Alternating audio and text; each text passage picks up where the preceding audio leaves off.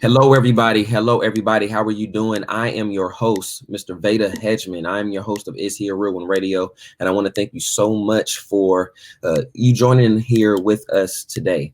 Now, we had our most recent episode where I had Chris Samuel, an author and, a publisher, and we were discussing biblical justice. And I thought it was important to follow up that conversation with the topic on critical race theory.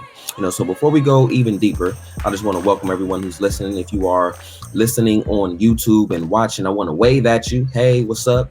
If you're listening on iHeartRadio, we want to thank you so much for tuning in. If you're listening on iTunes, Spotify, if you're listening on the iTunes, not the iTunes app, the TuneIn app. If you're listening on Amazon Music, we want to thank you so much for listening in the name of our Lord and Savior, Jesus Christ. And as we always say on IsHeARealOne Radio, you may or may not be reformed, but we should all be informed. And I pray that this conversation with Pastor Brandon Washington will do just that on the topic of racism and on the topic of critical race theory. So, I'm sort of, in a mood right now because as we were recording this, I just saw the video of Walter Wallace. I don't know anything about him. I don't know if he killed somebody, yesterday. I don't know if he shot 42 people last year. I don't know if he sold drugs yesterday morning, but I do know that he's an image bearer of God. And because of that, I mourn from the video that I saw, and I mourn for everyone involved, including the officers, the mother of the who just saw her son get killed. I mourn with that. And this topic that we're discussing with Pastor Brandon Washington on critical race theory, is really important because racism is sin. We got to know how to address it. But also there are a lot of people who get accused of critical race theory just because they want, for instance, say someone sees the video that I just mentioned with Walter Wallace, and they want to talk about how they believe, that wasn't handled appropriately, and they get called a critical race theorist. And then they go, what on earth is this? I don't even know what this is. I just want to talk about what I believe is an injustice. And we also, have sisters and brothers who go, hey, I'm familiar with this thing called critical race theory, and I think it's wrong. And when I say that I think it's wrong, I'm accused of being a racist, and I'm not a racist. So prayerfully, this conversation with Pastor Brandon Washington can help everyone on every side and in between. A little bit about Pastor Brandon Washington. He is the senior pastor at the embassy in Denver, Colorado. He has an MA in theology, and he has an MA in apologetics and ethics. And he is currently pursuing his PhD in historical theology. He is a husband. He is a father, and most importantly, he is a child of the one true God. So at this time, I'm going to bring him on the screen as we begin our conversation. How are you doing, Pastor Brandon Washington? How are you doing, my brother? I'm good. I need to make one correction. I have not started that PhD yet. I have not started. No, I decided that I need to be husband and daddy for a while. So we press pause on that. So. Amen.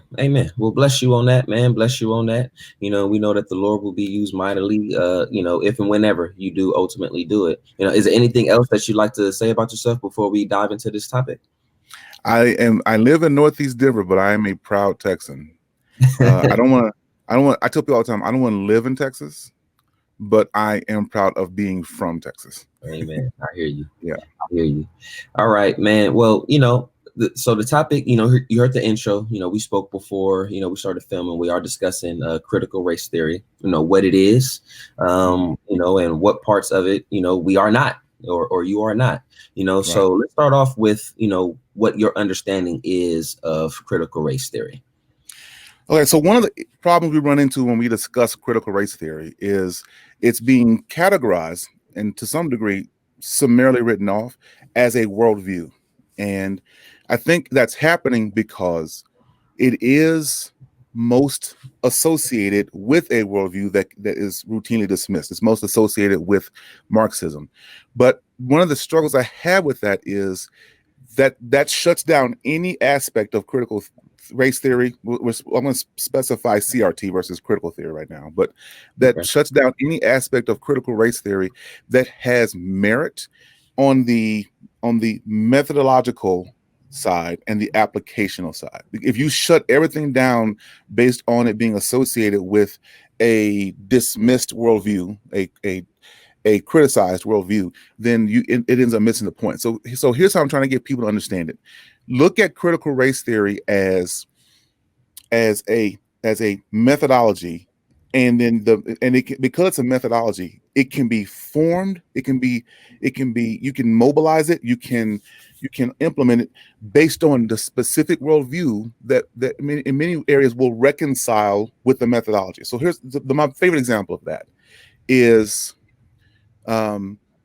critical race theory does, I would say, a commendable job of recognizing systemic brokenness. That's an aspect of critical race theory that is commendable. The problem with that is many people associate that with Marxism, and when Marxism identifies something as systemically broken, then the response to that is to tear it down. You have to destroy that. That's one of the manners. That's a manner in which people understand what Marxism is and its active response to a diagnosis. And in this case, the diagnosis is systemic brokenness. But if you take that same scenario, the systemic brokenness, and the worldview from which you're coming is a kingdom, a Christian worldview, an evangelical perspective, then you recognize the value and the reality of redemption. And therefore, the obligation to tear it down is not there. And at the same time, you can concede the systemic brokenness that is common to critical race theory. One of the mistakes that people make is they think that everyone in the CRT camp is identifying something as systemically broken based solely on their worldview coming from a Marxist perspective. And we'll cover the Marxism thing a little bit later. But they think that that's the only reason they're making the observation. But that's not true at all. It's an objective reality that systems, infrastructures can be broken, and you can prove that they are broken, and that doesn't conflict with Christianity at all. In fact, I would contend that because Christianity upholds original sin, which is the utter sinfulness of every human being, it stands to reason that if human beings are utterly sinful, then the institutions, the infrastructures that they will put in place would have the markings of their utter sinfulness. Not only is it likely that systems, not only is it possible that systems are broken, I would contend that it's actually likely because of the foundational, presumptuous foundation upon which they're built, which is a sinful human nature. And critical race theory does an excellent job of pointing out that brokenness. Now, correct me if I'm wrong. I like to summarize the piece of what you just said. I mean, all of that was powerful, but I like to summarize this piece that stuck out to me, which as, human beings, being born into sin, right? The Bible says there isn't one righteous, not one, right? So if any of these unrighteous, people, put together a system or a structure, even if they're trying to do it to the best of their ability, not only is it possible that some of that sinful nature will come out in that, it's likely because we are, sinners. Yes, we are saints, but we can only be saints by the work and the blood of Jesus Christ, right? But through my own work, all of our own work, we don't have that ability. So if us humans are to put together a system or a structure, as unrighteous sinners, it's not just plausible, but likely, to understand that some of that sin will come out in that. Is that a fair? Amen. But I think that one of the things that you can do, it's a common Puritan, it's a saying. It came out of a Puritan context that the easiest thing to prove is the depravity of humanity. It's the easiest thing. If you just sit back and wait, whenever someone speaks to me about the innate virtue of a human being, that lets me know that they're not very good students of humanity. I have 2 young children, and I did not teach them how to sin.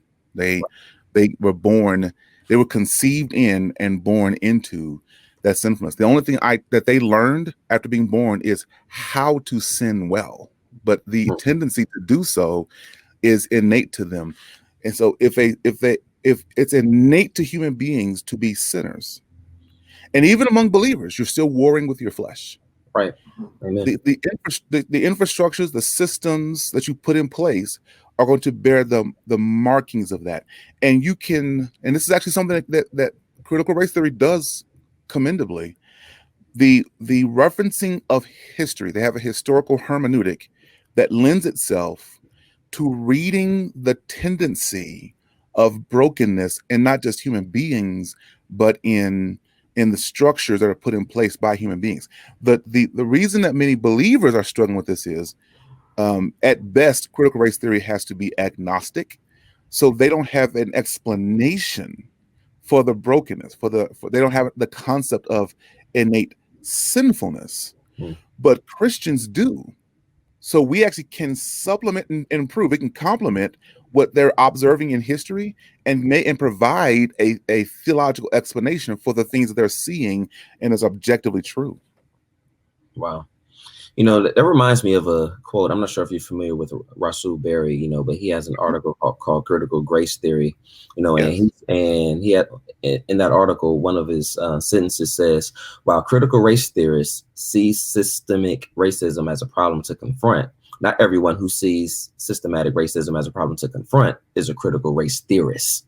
You know, I thought that was a really good summary, and that kind of segues to my next question, which is sort of an elaboration of some of the things I've heard you say already. So, you know, what would you say are you already said some of the things that are useful about it. So if you have more things that you think are useful about critical race theory, feel free to expound. But I would also like to know what are some things that you think is problematic about critical race theory, particularly as being a believer of Jesus Christ.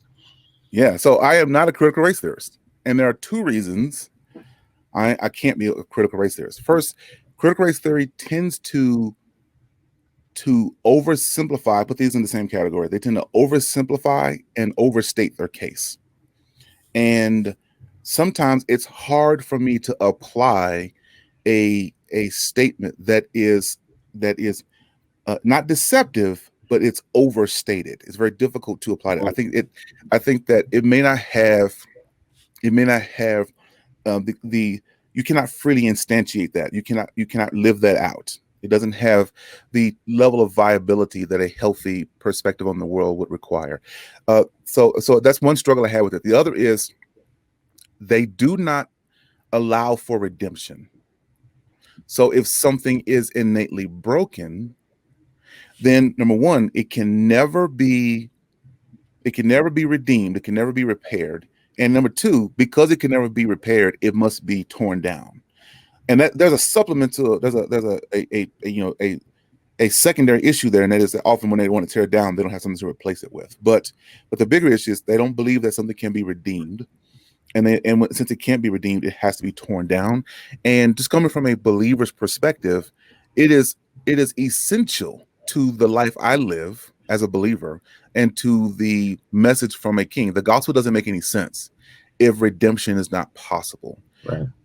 So the thing I'm trying to get my believing friends to recognize is just because they don't have a proper response to how they see the world, they don't have a kingdom response to how the world can be addressed, that does not deny the legitimacy of their observations. An overstatement, for example, an exaggerated statement doesn't exist unless there was a legitimate observation in the world. An overstatement is based on a true observation. And you have to be careful that you don't dismiss the true observation altogether, because if you do that, then an aspect of the world's brokenness is not available to the church as we confront it with a gospel message. I'll give an example of this. So if I were to go leave today and on my way home, I was in a car accident and my car is totaled. And when I get home, my wife asked me how my day was. My response to her may be, today was the worst day of my life. I was in, I have neck problems and the car is totaled. We got to figure out how we're going to buy another car. It's the worst day of my life. And then my wife says, well, actually, no, it wasn't the worst day of your life, because what about when your mother passed away? Or what about when you had this other significant problem? And her response to me is, because you exaggerated, because you overstated what happened to you today, I now believe that the car accident never happened. Right. That's how we're responding to the overstatements that come from critical race theory. Wow. Because it's an overstatement, we deny the very existence of a problem, but you can't have the overstatement unless you have the real, observable, legitimate experience that grew into the overstatement. So we're responding to critical race theorists as though systemic racism is not a thing. Yeah. And we're doing it on moments where it may be overstated, but the overstatement is based on actual, tangible, defensible observations of real systemic racism. Man, that's a powerful analogy. Thank you for that. Because one of the things that, as I attempt, to do my best to gracefully navigate through these conversations, is try to get some of my sisters and brothers to understand that there's also an empathy element to this, so in that analogy that you just used, that would hurt you, that would hurt your feelings, if she responded to you like that, you know what I mean? Like, okay, well, maybe I'm injured bodily, maybe this car is brand new. I spent my last on it or whatever the case is, how am I going to get to work tomorrow? How am I going to get to these meetings, and as believers, we are, supposed to mourn with those, who mourn. Even if a person is actually, not in the right completely, we're still called to mourn with those who mourn, right? Yeah, I think that one of the biggest mistakes we made is we redefined what Christ meant when he gave us the imperative to love our neighbor as ourselves. We determined what loving your neighbor as yourself means. So you can look at someone and say, this person doesn't deserve to be loved as I love myself. But if you look at the passage, Christ does not give you permission to decide who the neighbor is. And it's a sacrificial. It's the thing that messes everyone up. The reason we abuse that passage is we stop short and we think we're called to love our neighbor, but that's not the entirety of what he said. He said we are to love our neighbor as ourselves. So if you would not allow yourself to endure injustice, then you should not allow your neighbor to endure injustice. If you would not allow yourself to starve to the point of death, then you should not sit idly by while your neighbor starves to the point of death. I call that the empathy imperative. You don't just see the person, you commit to being that person. You give them what you would need if you were in that same situation. So imagine I come home and the woman who has committed to loving me covenantally mocks the horrible experience I had that day based solely on the language I used to describe the horrible experience. That's what happens when people of color point out the racism of the world. And everyone will say, there's a few responses to this. Number one, since a person on the hearing side of that, a dominant culture personality who doesn't experience racism, since they've never experienced it, as far as they're concerned, it doesn't exist. And if you use language that is even remotely hyperbolic, and you refer to it as the worst experience of your life, because you use that, they will deny the very existence of the thing that injured you. And that is, I would contend, a second injury that may be worse than the first. To endure hardship in the world is bad enough, but for people who are supposed to love you as themselves, wow, for them to tell you that you didn't endure it, that may be worse than the initial injury. My goodness, man, your answers are segueing perfectly to the questions that I want to ask you, man, because I also wanted to ask you about, biblical justice. One of the things that I'm learning as I'm attempting to, again, do my best to navigate through these conversations with people who tend to more quickly agree with me and those who do not, is, I'm learning that we don't necessarily disagree, with what the Bible says about biblical justice, about justice and righteousness. So when I have those conversations, it's like, okay, we agree here. We agree about Amos. We agree about through the Old Testament and the New Testament, justice and righteousness. We're exegeting this the same or very similarly. Okay, cool. But then there's the application part of it. And when it comes into play, so do you think that regardless of where someone stands on this conversation, whether they think, hey, I'm trying to fight against racism and I'm just trying to talk to it, forget about, this critical race theory and Marxist stuff y'all throwing at me. I want to address and fix racism because this is wrong. Whether it's that person or the person that goes, hey, I'm hearing stuff that sounds like critical race theory. That is not biblical and I am not with it. That is wrong. Do you think that biblical justice should be like the center or foundation of the conversation, regardless of where people land on this argument? Absolutely. I think that there's a book written by a philosopher named Arthur Holmes, and the title of the book is "All Truth is God's Truth." All truth is God's truth, and you cannot. One of the premises of that is you cannot dismiss the legitimacy of something based on its source. It's called to dismiss something as false based on its source is committing a fallacy known as the genetic fallacy. Hmm. Just because I can tell you where it started does not mean it's false. That's the genetic fallacy. So I tell people all the time. There are physicists, there are astronomers and astrophysicists who are agnostic and atheists. In fact, that's a prevalent perspective in that community. But when they tell me something about the cosmos, when they teach me about something about the universe, I cannot dismiss it as false based on their atheistic worldview. That's one of the struggles we have. And so critical race theory and its findings have both resulted in a poor taste in people's mouths. And sometimes the findings are dismissed based solely on critical race theory being its source. Because CRT was the source, it gets dismissed. And I'm saying that instead of doing that, the church's responsibility is to respond to the legitimate observations and bring the gospel to bear on that brokenness. So one of the mistakes we make is you actually put me on a soapbox right now. Give me a second here. This is one of my pet peeves. Okay. We have truncated the gospel.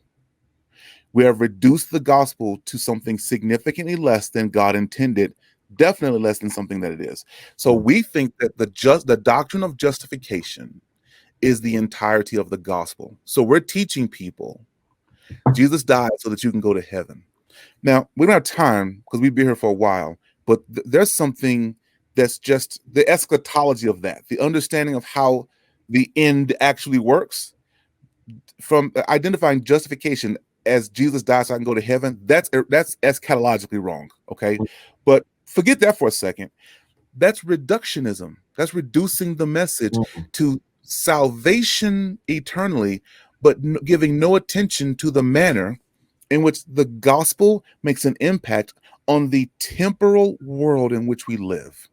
One of my favorite passages of bringing that forth is Ephesians chapter 2, because in verses 1 through 10 of Ephesians 2, Paul tells you that Jesus died so that humanity can be reconciled to God. But verses 11 through 22 tells us that that same death and resurrection reconciles humanity to humanity. So the gospel has both vertical and horizontal implications, and the implications on a horizontal level, speaking to things like ethnic reconciliation and cultural diversity, and any display of injustice in the world is confronted by Christ on the cross, and the power of that confrontation is upheld by his resurrection 3 days later. So it is the church's job to confront injustice in the world. It is the church's job to confront injustice in the world.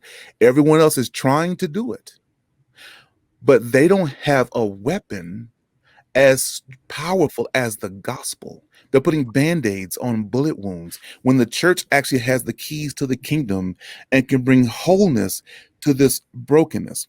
Here's the problem.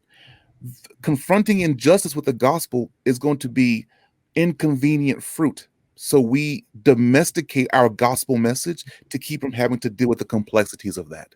So when critical race theory points out systemic brokenness in the world, we say that's not our problem. The church says that's not our problem. We have this two kingdoms perspective. This was common to how the church handled the Holocaust in Germany. They had this two kingdoms perspective.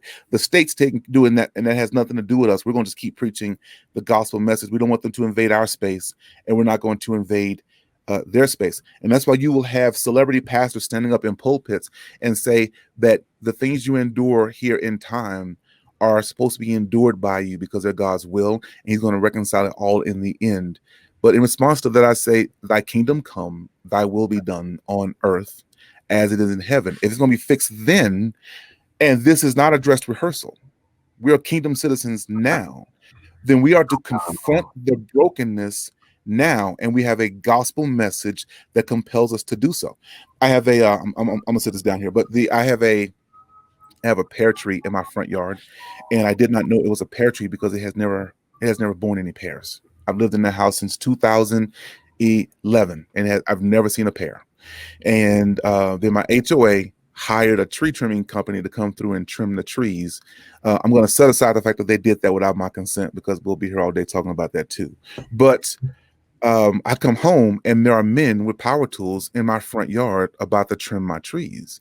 And they had already trimmed the one that's out near the curb, which is an oak tree.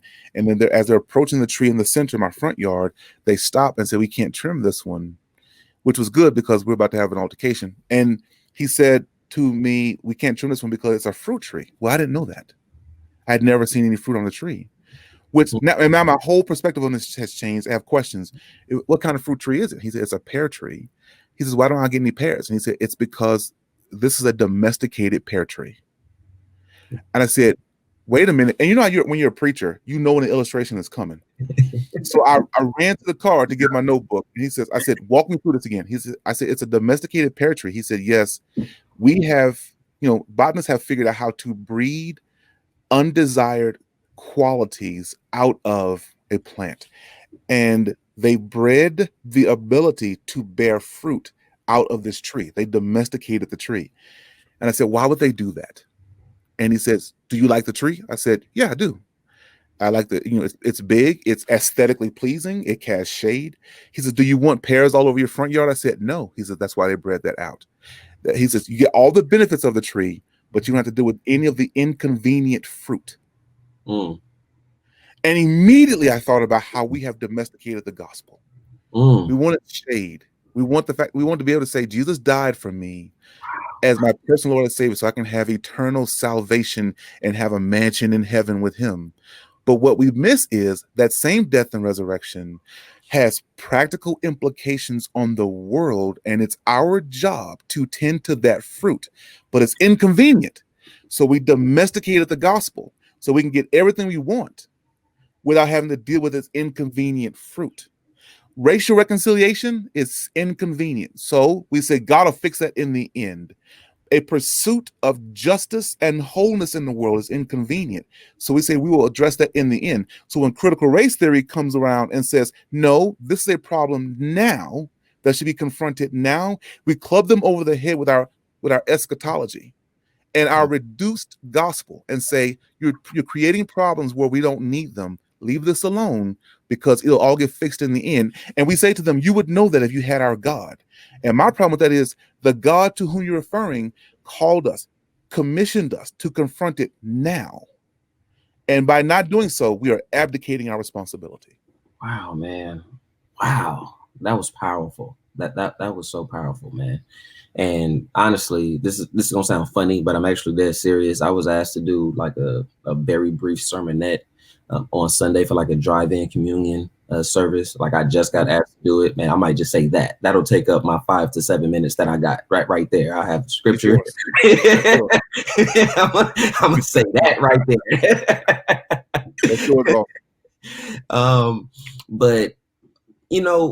But there's a popular line, in our culture that say there's a thin line between love and hate. Would you say that there's a thin line between critical race theory and how you would define biblical justice? I mean, like, how would you elaborate on that? Yeah, I am very careful to point out that I'm not a critical race theorist, but I'm an empathizer, because I don't believe that their observations are based on their worldview. I believe their observations are objectively real and defensible. And because of that, I had a conversation with a friend just yesterday about this, and he gave me the language around it as I was explaining it to him. I said, "I will not say that critical race theory is an ally of the kingdom agenda, which is the camp with which I would identify. But I do believe that we are co-belligerents. We don't agree on many things, but there's an overlap in this observation in the world. And because of that, it's not foolish for us to concede the legitimacy of where they're coming from and then bringing to bear the gospel that we have on the situation, because they don't have that. The problem with critical race theory is they're able to make an observation, but they're not able to do anything about it, because sometimes the thing has to be confronted from a kingdom perspective, and they don't concede that kingdom. Many of them do not concede that kingdom perspective. We're not allies, but we are co-belligerents. And sometimes you can appeal to them to make some of these historical observations to see real things in the world. I think that critical race theorists, I think Derek Bell probably provides one of the best defenses of systemic racism I've ever seen. One of the best. I don't think he presents a sound solution to it, but I have never seen anyone present such a defensible presentation, a defensible observation of systemic racism. He brings history to bear on that reality. He brings sociology to bear on that reality. So the thing that I have to point out, the distinction I have to point out between us is we both are able to make the same observation, but I have the ability to respond to it with a changing message that they do not necessarily have. Wow. That also reminds me, I'm an apologist, man, and I'm not sure if you're familiar with the New Testament scholar who's an agnostic non-believer, kind of leaning towards atheism, named Bart Armstrong, but he is often quoted, by Christian apologists to make certain points, because, he gets a lot of stuff wrong. I mean, he's an agnostic, right? But he gets a lot of things right, though. That's like down here. He gets a lot of this stuff right, but then when he starts talking up here, solutions, how to deduce it, is Jesus, really God? Was he even claiming to be God? If Bart Ehrman actually had good theology, because he'll claim, that they didn't start teaching that Jesus was God later. That's why the Gospel of John says all the stuff that he says. But if he had good theology, he would know that the Gospel of Mark is teaching that Jesus is God in the first few verses, right? But that's looking at it, from a theological standpoint. But we don't dismiss all of his work. In fact, to make certain points as Christian apologists about the historical Jesus, about the historicity of the New Testament and the Old Testament, we'll quote people like him to say, look, we don't even believe what we believe, and even he says this, so we have the ability to do that. We do have the ability to do that. I would like to ask you about a comment. I forget who said it, but this quote has been criticized, and it was someone saying that they need to decolonize their bookshelf. And when they said that, I believe they were saying that they had a bunch of Christian or theology books, and it was either all or mostly white authors, whether they're male or female. It was white people who authored them, these different theology books. And they're like, okay, well, let me get some different ethnic groups, to write about it. And that statement is criticized, as pertains to critical race theory, because it's like, look, if it's about the one true God as described in the 66 love letters in the Holy Bible, there's only one truth. So whether Vada writes it, if I'm writing correctly, it should be the same as somebody in Afghanistan, as a white person in Wisconsin, as a Latino somewhere, right? Because there's only one truth. Our ethnic background shouldn't even matter. So therefore, that quote, I need to decolonize my bookshelf, is problematic. What are your thoughts on that? Yeah, I'm glad you asked me that. There's about a year ago, I saw, and I'm deliberately going to omit names here. I don't know if you're trying to be as controversial on your. You can say whatever you want. Now I'm trying not to create too many problems for you here, but I watched a video. Some people will figure out who I'm talking about when I say it this way, though. I watched a video about a year ago of a panel. It was a Q&A panel during a conference and it was I'm this person. I do make this. Go ahead. Yeah, I'm sure you do. I do make this distinction. I distinguish between fundamentalism and evangelicalism. I'm right now on a crusade to redeem the word and the movement evangelicalism. I'm trying to redeem it because I think it has been hijacked by fundamentalism.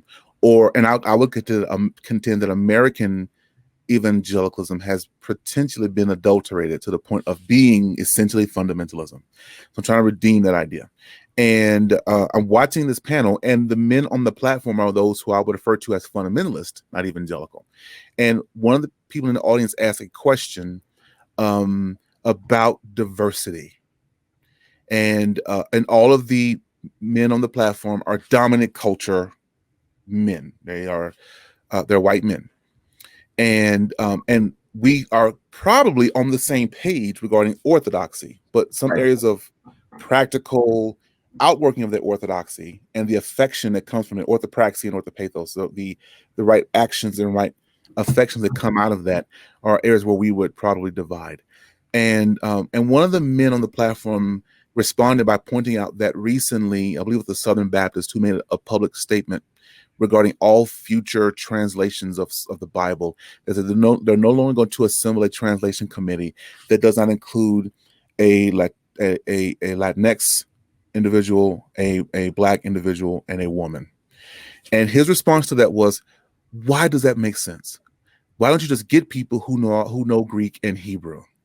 And in that moment, I was frustrated that I wasn't there, because having taken Greek, I know that that's not how it works. That's not how it works. You bring theological ideas, you bring experiences to a passage that affect the manner in which you translate it. My favorite example of that is, and I'm going somewhere with this, if you look at Romans 16, if you read the manner in which Romans 16 verse 4, the manner in which Junia is handling that passage, if you go back to the New American Standard Bible, which was done at the turn of the 20th century, Junia is a man and an apostle. And then you fast forward to English Standard Version, they had to concede that Junia is a woman, and she's no longer an apostle. She is now revered by the apostles. And the New International Version translates it in a manner that recognizes Junia as a woman, and she's not revered by them, but she's highly regarded among them, which means she is one of them, and she's a highly regarded one among them. That's three different renderings of the same text. And they don't even agree on whether or not Junia is a man or a woman. And that may be why it's a good idea for you to have a woman who's a Greek scholar on your translation committee, because it is possible for a woman to have lenses to see something that men cannot see. Her lenses don't create the reality. Her lenses give her the ability to see something that is foreign to a person based on their gender. Okay. And I'm pointing that out to you to say that the manner in which you approach this has to keep that in mind. When I was when my wife drives a minivan. She drives a Chrysler Town and Country. And before we got married, she made me promise her that I would not buy a minivan for her. Made me promise. And then we had kids, and kids come with stuff, car seats and strollers and that kind of thing. So her car was too small. And we went on a trip to Dallas for Christmas, and I rented a Chrysler Town and Country for that trip. And during that road trip, she fell in love with the car. That was my plan. And so when we got back, we bought one. And as we're pulling out of the car dealership, a Dodge Caravan, which is essentially the same vehicle, drove right past us. And before we got home, we saw at least 4 more. And I jokingly said, great example. I said, we're the Kardashians. Word got out that we bought this car. So now everyone went out and got one. Well, you know that's not true. Not true. Right. You muted yourself. It got good to you. I got good. The vehicles were always there. They were always there. But we did not have lenses to see them until we experienced one ourselves. Right. One of the reasons I'm an advocate for, I think I'm running the risk of deviating from the trajectory of your question, but this is another one of my soapboxes. One of the reasons I'm an advocate for diversity and integration in the church is I do not believe that the church can have a full 360 degree comprehensive message if only one ethnic group is the prominent voice, or one cultural group is the prominent voice. Because when you bring a diversity or mosaic of people together, they have these different lenses, and the lenses don't create reality. The lenses give you the ability to see reality that was always there. And so to hear a person say, just get someone who knows Greek and Hebrew, that lets me know that he does not realize that he's doing Christian theology through a specific gender lens, and he's also doing it through a specific cultural lens. And when you go to seminary, here we go. I'm coming back to your question. Here, when you go to seminary, dominant culture seminaries teach Christianity through a specific cultural lens. I love the school to which I went. I graduated from Denver Seminary, and I love Denver Seminary. I have the privilege of serving on the board of trustees at Denver Seminary now. On my very first day, the thing I brought to their attention is how hard it was being a Black student at that school, because we studied Christianity through the lenses of Westernization and dominant American culture. And sometimes you cannot appreciate a passage when you read it through Western lenses, and you're definitely not going to get a strong understanding of it if you're reading it through uniquely American cultural lenses. And I found that out in church history class, because it's there when I found out about men like Tertullian and Cyril of Alexandria, and even St. Augustine was a North African man of color. That's not how they're being presented to me. So there's a great book out about reading the Bible through Western lenses, and there's a book called The Next Evangelicalism, written by a man named Ra. And just reading books like that will help you appreciate what it means to recognize Christianity through lenses. You're not changing it, you're reading it through lenses other than the ones that have been prescribed to you, because without realizing it, we are specifying Christianity to a culture, and that may be a misrepresentation of what Christianity is. My last point on that is, if you want to get a glimpse into that, go to the continent of Africa and look at many of the Christian pastors there, and you'll notice that they dress Western. And it's because when we sent missionaries to continental Africa and they shared the gospel, they not only brought the gospel message, but they brought a dress style. You'll see them, they're wearing slacks and these short sleeve shirts, button-up shirts with a tie. They're dressed like Christian missionaries. And that lets you know that they thought that Christianity came in a specific culture. But the fact is, for the first millennium of the church's existence, it was prominently Eastern.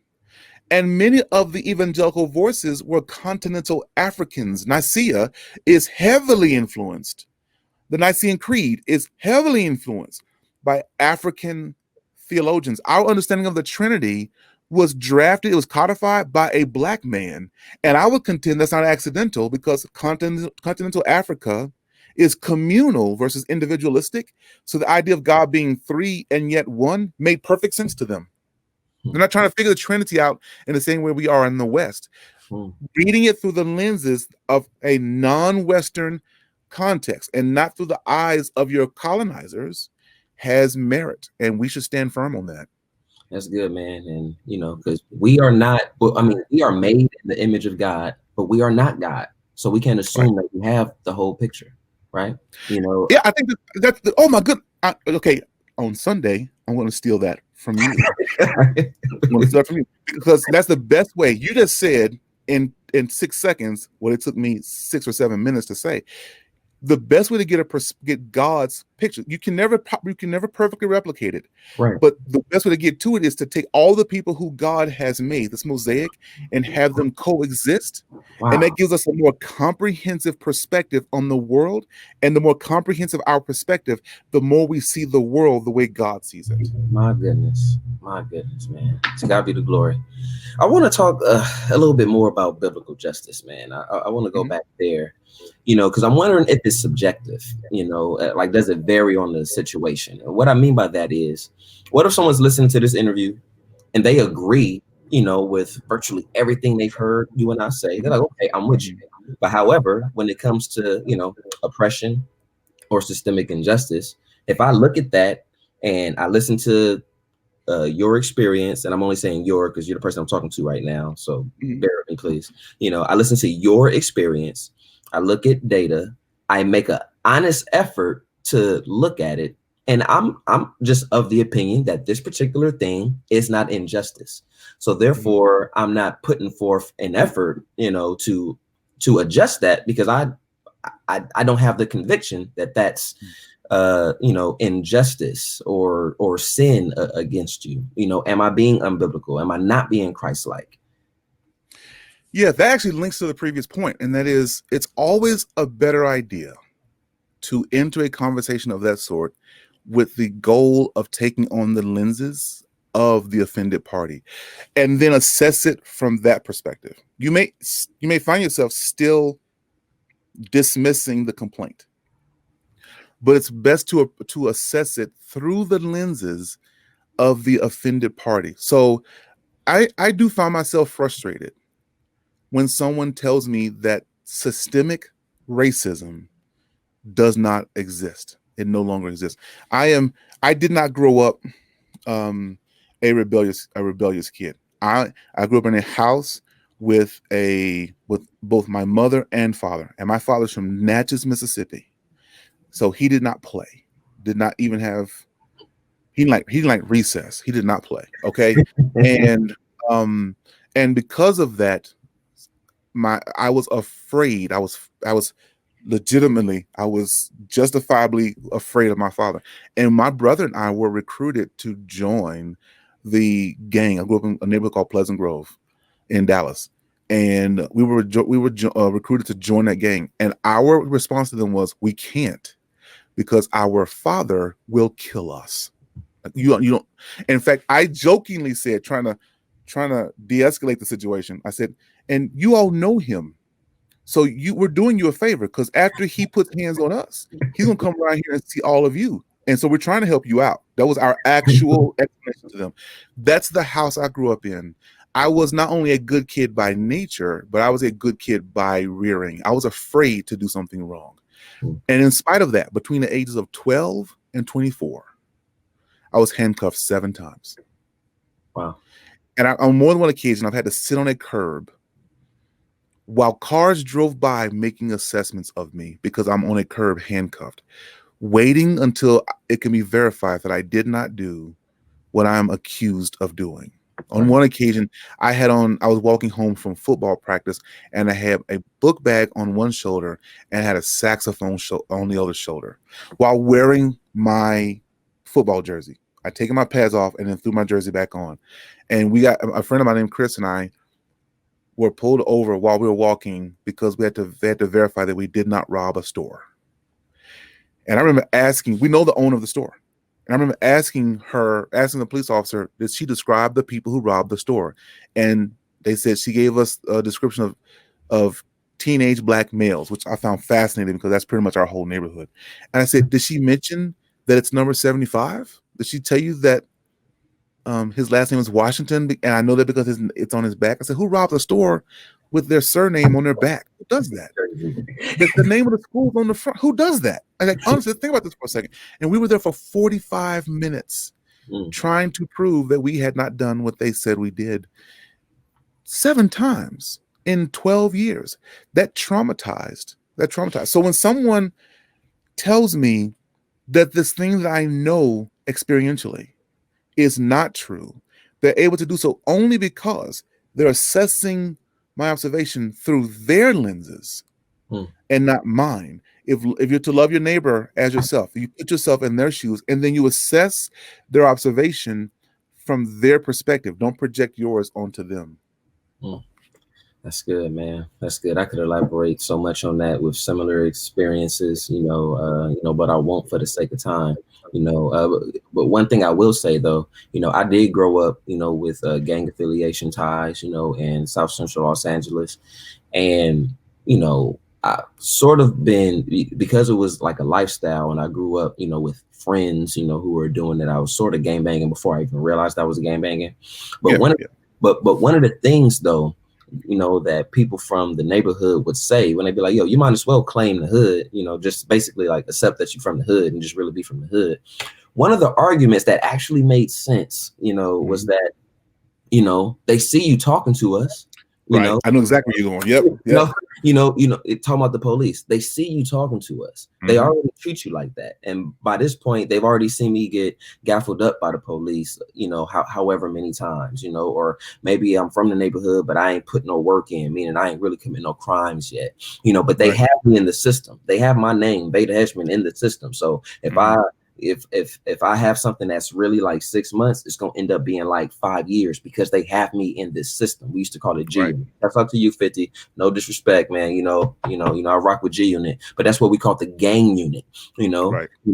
They have us in a system. And logically to me that made sense. I'm like, you right, because the police would say the same thing to me. All Yeah. right, Yeah. when we I got that same argument. We got that same argument. They said you are getting all the. They know that every few months I'm handcuffed sitting on a curb, and the argument was you're getting all the consequences and none of the benefits. right, So you might as well come on in and get might the as well. benefits. Might as well. We got that same argument. We Yeah. did that same point. Yeah. And So because I grew up in fact, you said something that I want everyone to catch. Imagine grew up in a neighborhood where there's a gang present. I grew up in a blood neighborhood. There's a gang present, and you are affiliated with them by from the perspective of outsiders, based solely on the fact that you are a 15-year-old male. Automatically, you're one of them. If a person tells me that that type of life experience doesn't exist, and therefore the concerns I have that come out of that are not real, it's an affront to the legitimacy of my experience. It's an affront to my innate worth and my dignity. And one thing that critical race theory does well is it allows for the legitimacy of personal experiences and testimonies. yeah. And that's something that Christianity should recognize as a legitimate means of honoring the dignity of individuals. Listen to their legitimate story and self-assessment, their interpretation of their experiences. That's a credible thing to do. Wow. I don't really know how to frame my next question, so I'm gonna just do my best shot and let you take it and run with it. So would you say that these two statements are synonymous? Statement one being, we should seek justice for Black image bearers in America. Statement two being, white image bearers in America must pay for the sins of their ancestors. Are those two statements synonymous? No, I would say they're not synonymous. I would say they're not. I think that seeking. See, here's the problem. We've approached justice as though it's a zero-sum game, and that's a disservice to all parties involved. Okay. You seeking my well-being should not be treated as identical to causing harm to yourself. First of all, that's a very individualistic, it doesn't sound like it right away, but that's an individualistic perspective to society, which is one of the complications that comes with having a colonized bookshelf and fixating on westernization. If you go to a communal setting, the community, if you go to the continental Africa, if you land in a tribe, if a person in the tribe is sick, then the tribe is sick. If a person in the tribe is thriving, then the tribe is thriving. That's a communal perspective. And that Eastern context, that communal context, is the one out of which our Bible comes. So instead of looking at me and saying, if I seek your justice, then I'm causing myself harm, you should say, because you have justice, then the community that we are, the society that we are, is better. That's the first thing. The second thing is, and this goes back to the systemic issue, because I get this a lot. I didn't own any slaves. And since I didn't own any slaves, this is not my problem. But here's the problem with that. That's a poor perspective on history, because you're denying the legitimacy of something being passed from generation to generation. You don't have to be the perpetrator of the crime to benefit from the crime. And if you look at how the thing unfolded from we'll go to 1619. I know that date's a controversial one now, but the first couple dozen slaves made their way to these shores on that date. If you go from then up to now, there has been a gross imbalance. So everyone points out the fact that the Emancipation Proclamation occurred in this year, and that The 13th Amendment occurred in this year. But here's a disservice to that. It overlooks that for 2 centuries prior to that, none of those who were working to build the nation acquired wealth. Those who owned them did, and they were able to pass that wealth on to their progeny. Setting someone free who has worked to build a nation is a disservice to them, and not just them, but for generations to come, because all of the life investment that could be passed from generation to generation is no longer available to them. Add to that the fact that in the aftermath of emancipation, you have Reconstruction, and the problem is that Reconstruction was working, so Black men specifically were being elected to Congress, and that became problematic. And then there was this re-segregation. There was a re-confederacy campaign in the early 20th century that gave rise to things like in late 19th and early 20th century that gave rise to things like Jim Crow, separate but equal, and led to the civil rights movement. And then you have these displays of homestead acts where people will go get land for free as long as they worked and built up the land, but Black people did not have access to that.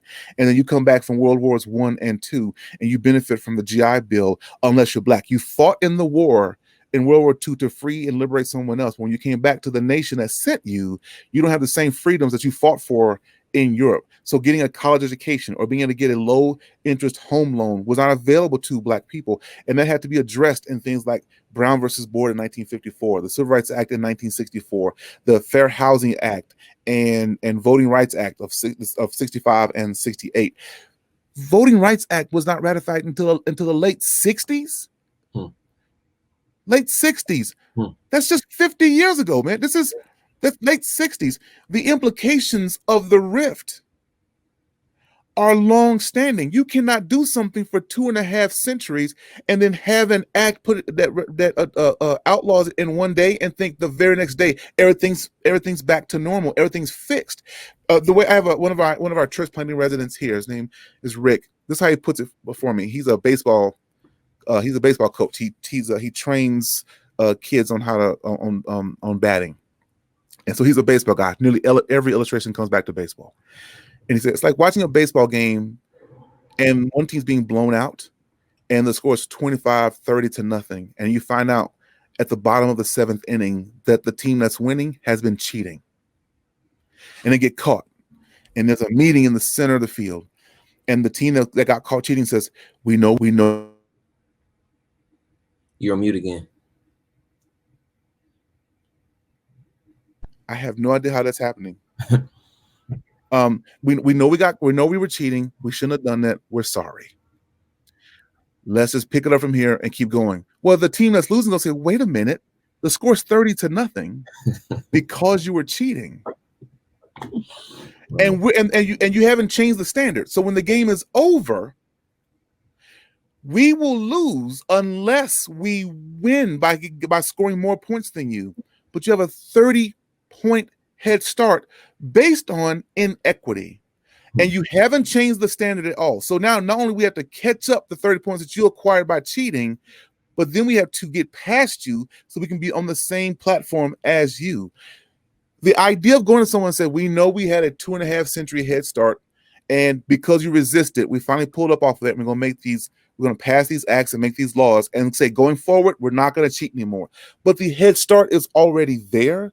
It's a disservice to the oppressed party to pretend as though that head start did not exist. You don't have to be the one who perpetrated the crime to benefit from the crime.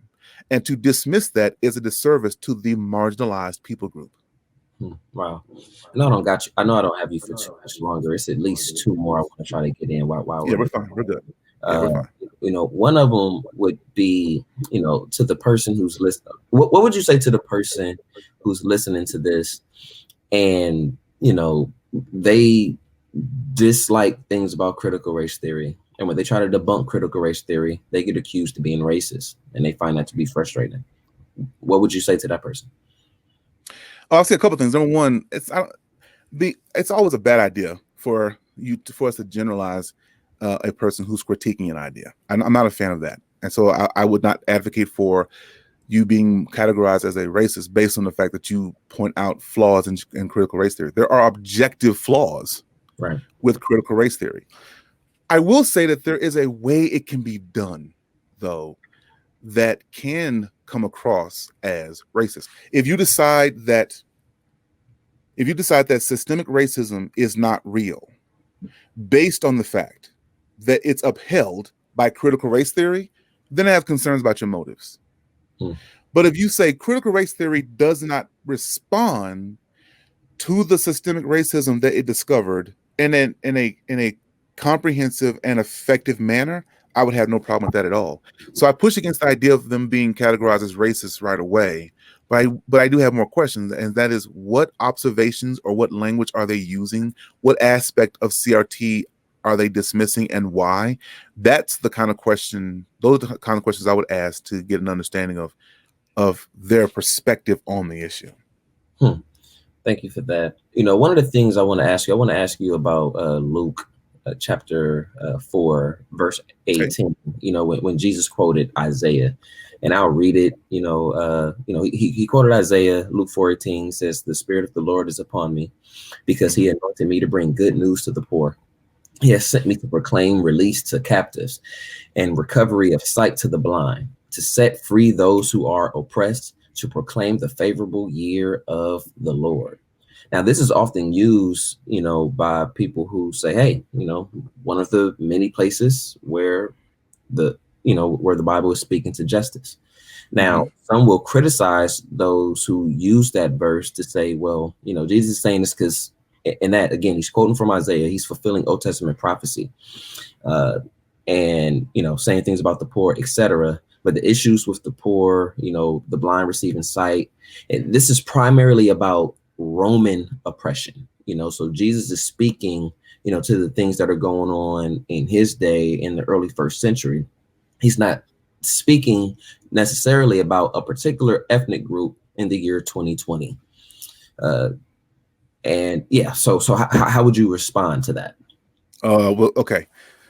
Is this the last question? Yeah, it can be. Okay. Well, this is going to take me a second, because this is a soapbox of mine. I'm kidding, but but here's my problem with that, and this goes back to something we said earlier about how this goes to the colonizing of our bookshelves. We tend to very conveniently interpret a passage in a manner that exonerates offending parties, especially if we identify with the offending party.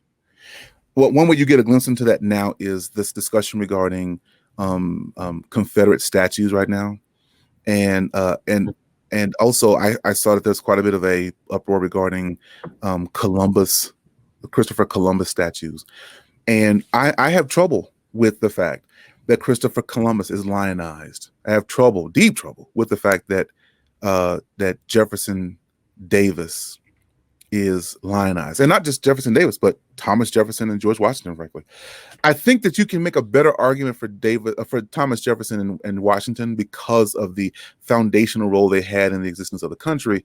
But I think that a statue that lionizes only without recognizing innate atrocities of an individual is a disservice to the people who are the descendants of the victims of that person. So to find out that Christopher Columbus, for example, kidnapped dozens of Native Americans and took them back to Europe, many of them died on the trek, and he took them back as samples of the New World's resources. These are human beings. Wow. And then we put up a statue lauding him and name many cities in the Americas after him. Our national capital is named after him. To see that is the approach to him lets you know how we're interpreting scripture. Because if you identify with the person, then you will see them as a hero, but the victims of the person may see them as a terrorist.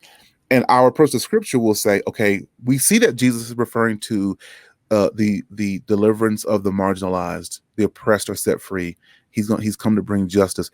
But we have to interpret that passage in a very precise way to keep it from being applicable to the United States. Because if you do, then you're going to end up casting lionized individuals in the shadow, in the shade of terrorists if you do that. Because if the oppressed are going to be the beneficiaries of what Christ did, the question has to come, well, who was the oppressor? And if you identify with the oppressor, then you're going to have some morale issues. So everyone is downplaying the significance of how much many of our heroes in the United States were actually terrorists. But the fact is, if it's unique to Rome alone, if it does not have any post-Roman application, I'm not going to get into whether it's a properly interpreted. Okay, if it's unique to Rome alone, then the passage loses much of its contemporary relevance. He didn't come to deliver a couple thousand people in a Roman setting. He's the one who delivered everyone in that category, and it's a disservice to him. And on top of that, you have to interpret Scripture in light of Scripture. So you have Micah telling us that we are responsible to pursue justice and love kindness and walk humbly with our God. I believe that that's a comprehensive outline for the victorious Christian life. Do justice, love kindness, and walk humbly. So that covers the two great commandments: love the Lord your God and love your neighbor as yourself. Doing justice and loving kindness, that's loving your neighbor. And walking humbly with God, that's loving God. That's a comprehensive call to discipleship. So you don't need just the Isaiah passage. You can also apply Micah and you mentioned this earlier, the entire book of Amos. And I will contend that Luke Acts, which is one work, 2 volumes, its whole agenda is that. It's not an accident that Luke is a Gentile. And in his book, in his letter in his gospel, he consistently appeals to the concerns of the other, those who are Gentiles, those who are women, those who are poor, the marginalized. It's not an accident. And then he gets into the book of Acts, and he gives you the programmatic verse in Acts chapter 1, verse 8. This gospel is for everyone. And then the rest of the book is the unfolding of that programmatic verse. And it's a display of deliverance, not just to those in the seat of Rome, but to everyone. Everyone. The message is not unique to a few thousand people in a Roman colony. Christ is the deliverer of everyone who falls into those categories: the marginalized, the oppressed, the broken. This goes to the conversation we had earlier, the point we made earlier regarding how the gospel is not just Jesus died so I can go to heaven. God did not merely intend to save you for heaven.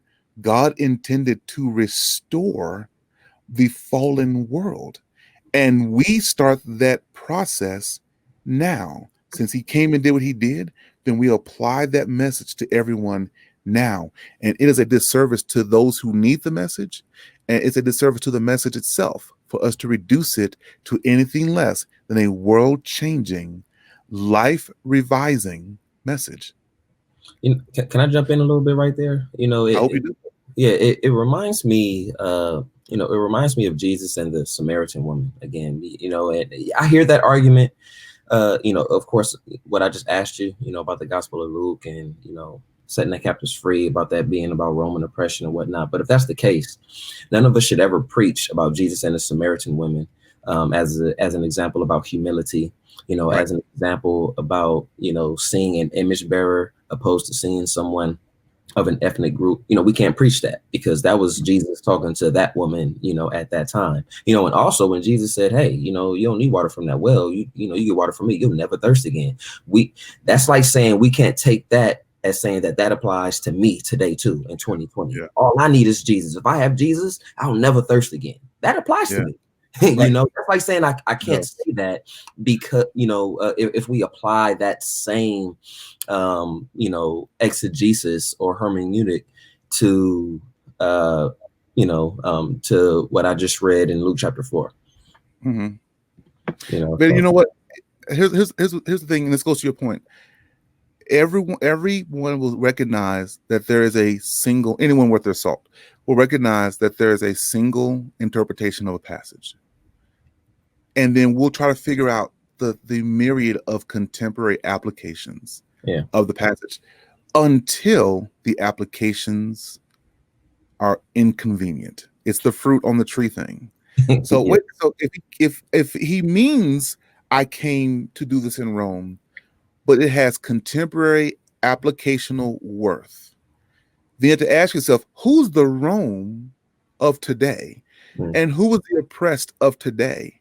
And when you start to apply it, then you have to say, it stops at the first century, because you recognize that if you apply it to today, then you have to call some people out and you have to recognize some hurts in others that we don't want to deal with. That's an inconvenient fruit. So we reduce the message to less than it is. Wow. You know, the last thing I'll ask you, you know, and we sort of touched on it a little bit, is, you know, how can a person, you know, be mindful of pursuing justice without participating in the flaws of critical race theory? Yeah. So here's where critical race theory breaks down. Okay, so think of it. You start with a worldview, and the most commonly recognized worldview that's associated with critical theory is Marxism, and that's not accidental. And then there's a bridge, and I call that bridge the axiology. That's the place of values. And then on the other side of that bridge, you have the methodology, the manner in which we're going to honor the values that connect us back to the original worldview. Well, everyone needs to recognize that the bridge that connects the worldview and the methodology, the way you live out the worldview, can have similarities across different bridges. I'm trying to avoid this. The best way I do is I try to draw it on a board. But so if a critical race theory starts with Marxism, and then they have a bridge of values, and they get to the other side of the bridge and say, here's how we're going to live out the values on this bridge. That's their methodology. Then you go to a Christian perspective, and from that Christian worldview, you have a bridge of values, and you get to the other side, and we're going to have a conversation about how we can live out these methods. We have to first recognize what those two bridges have in common. And I believe those two bridges have human dignity in common. Those two bridges can have systemic brokenness in common. Those two bridges can have the community is responsible for repairing the brokenness. Those two, the critical race theory that comes from Marxism and the bridge that comes from Marxism and the bridge that comes from Christianity, they'll have all of those things in common. And then you get to the other side of the bridge, and we see all these commonalities, and the worldview determines what we do in light of the values that exist on the bridge. And so Marxism looks at the systemic brokenness that we see there and says, destroy the institution. But Christianity looks at the systemic brokenness and says, what can be redeemed in the institution? Marxism looks at the innate worth of the individual, and it comes up with a plan of action that comes out of that innate worth, where the Christian worldview can look at that worth and say, not only do we recognize the worth, but we can tell you where it comes from because you're image bearers. And here's why there should be values that come out of that. When people ask me, why are you opposed to both? That's why people can never nail me down politically. Well, because I'm opposed to both abortion and Ahmaud Arbery being shot on the street. And it's because of the same thing. Amen. The innate human dignity of them both. Dignity doesn't have an expiration date. Yeah. So I'm troubled by someone who values the preborn and not the postborn. And I'm equally troubled by those who value the postborn and not the preborn, because they have the same thing going for them, and that is their image bearers. The Christian worldview is uniquely capable of confronting those values. In fact, I use the word uniquely, legitimately. No one else can.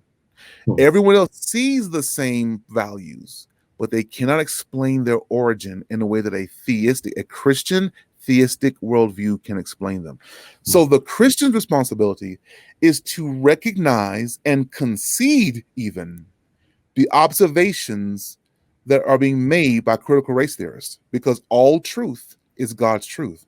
And then when we get to the other side of the bridge of values, we look back with our Christian lenses and present to the world solutions, trajectories, healing, modes of justice that is mindful of the values that we have in mind.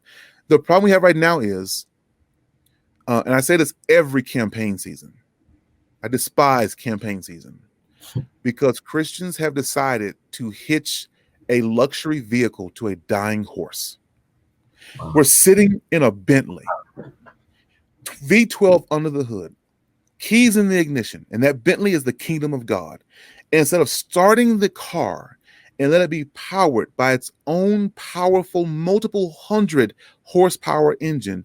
We attach a decrepit, dying horse to the front of it and have that horse pull us around like we're in an old horse and buggy situation. And we're doing that for the entirety of our lives. And that horse is our political infrastructure. And we're letting the horse take us wherever the horse wants to go. And the whole time we can move we can move 150 miles an hour, but we're going only as fast as the horse will go. And no one's asking, what will we do when the horse dies? The luxury car we're sitting in will be on the side of the road, useless, when the political infrastructure, the horse that we have, dies. That's my concern. It's the Christian's job to look back at the values and bring the keys to the kingdom, this luxury vehicle that we call the kingdom of God, to those values, because only we have a solution to these problems. So we should be the ones influencing culture. Instead of reacting to it via political laws, we should be the cultural influencers, because we set the tone for what justice is. We set the tone for what human value is. We set the tone for what stewardship is. The problem is that's undesired, inconvenient fruit. Yeah. Wow. And so instead of confronting it, we will criticize those who are bringing it to our attention, and we'll dismiss them as rabble-rousers instead of recognizing the legitimacy of their concerns and bringing the keys that we have to that brokenness. I hope I answered your question. Man, you did, and then some. That was powerful. That was powerful. Is it anything that we, that we didn't cover that you would like to, just mention on this subject before we wrap up, or even if it's something that we did mention that you would kind of like to repeat or highlight a little bit?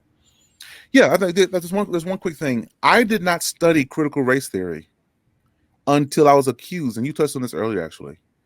I did not study critical race theory until I was accused of being a critical race theorist. Same here. And I was talking to a friend of mine yesterday, a pastor here in our city, and he said the same thing. He said, I had to find out what critical race theory is. And he says, before I even studied it, I had to confront my bias, because if critical race theory is saying the same thing I'm saying, then he said, then I might be one. But the bigger thing is, he says, if nothing else, they're right, because we came to the same conclusion independent of one another. So I did not get systemic injustice, systemic racism, and sexism. I didn't get that from critical race theory. I had to study it to find out why people kept accusing me of it. And I found out why I'm not a critical race theorist. But because I found so much overlap, the common ground between us, I found out that we need to engage them. I realized that we need to engage them to show them how they can have an authoritative remedy to some of their observations, instead of them tilting at windmills and trying to destroy that which is in place. Give them a perspective that considers redeeming that which is in place. I'm so glad you said that, because, again, the Lord used Christian apologetics, as one of the primary tools, to bring me to Christ, when I was a non-believer. And one of the arguments that we often hear, is that if you look at ancient religions and traditions in their religion, we see that it's a lot of, religious groups that have a flood story, in their tradition, that sounds somewhat similar to Noah. It's hard to really verify it, but then it goes, okay, well, it seems like it's a lot of people who have a flood story that's similar to Noah. And what many Christian apologists will say is that actually supports that the flood story is actually true, because if that actually happened in history, it would make sense for humans who were creating a tradition to include such a nation-shaking or world-shaking event. That would actually make sense. And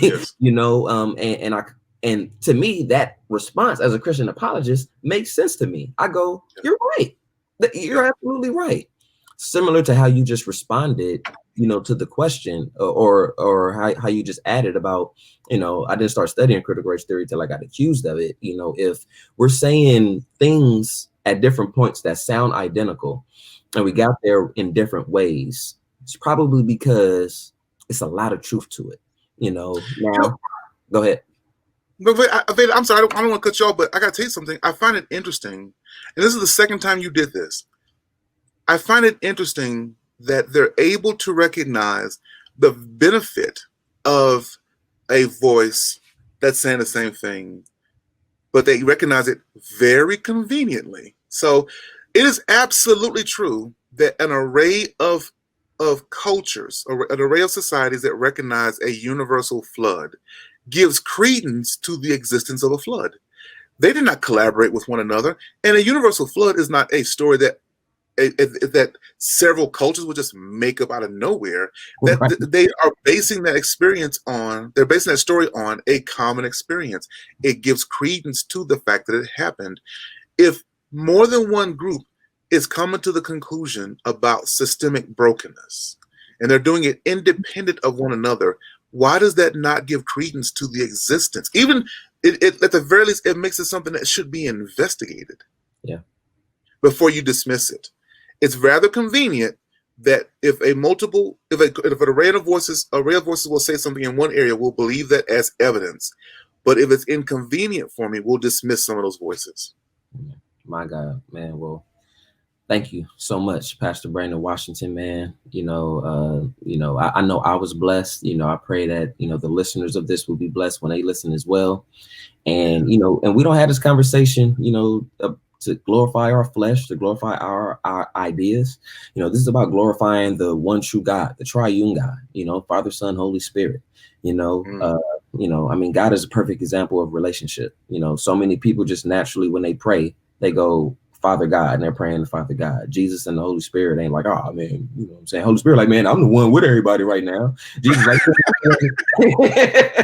Yes, sir. Example of relationship, and I'll be honest with you, this is a really challenging thing for me to study, because as a responsible, student of things, I try to study all sides and see that I can kind of make sense of on all sides. And sometimes, man, it's a lot of frustrating things to read through and to listen through, to get to the things that make sense on that I can grasp, on the other side, man. But I'm trying by the power of the Holy Spirit. And thank you so much for helping me with that. And I pray that others, are being helped with that as well. Before I do my closing, any last words, thoughts, comment? I appreciate what you're doing here, man. I see you. You are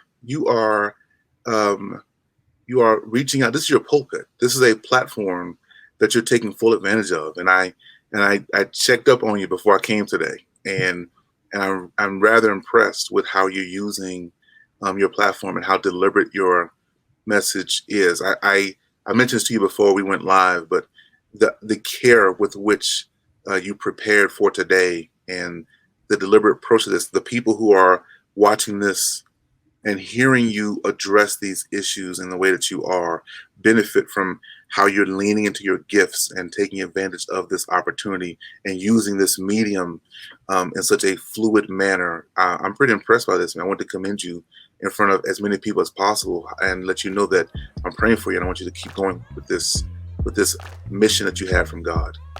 Man, I received that encouragement in Jesus' name. Thank you so much, my brother. And, the closing that we always do here is we ask a question here on Is He a Real One?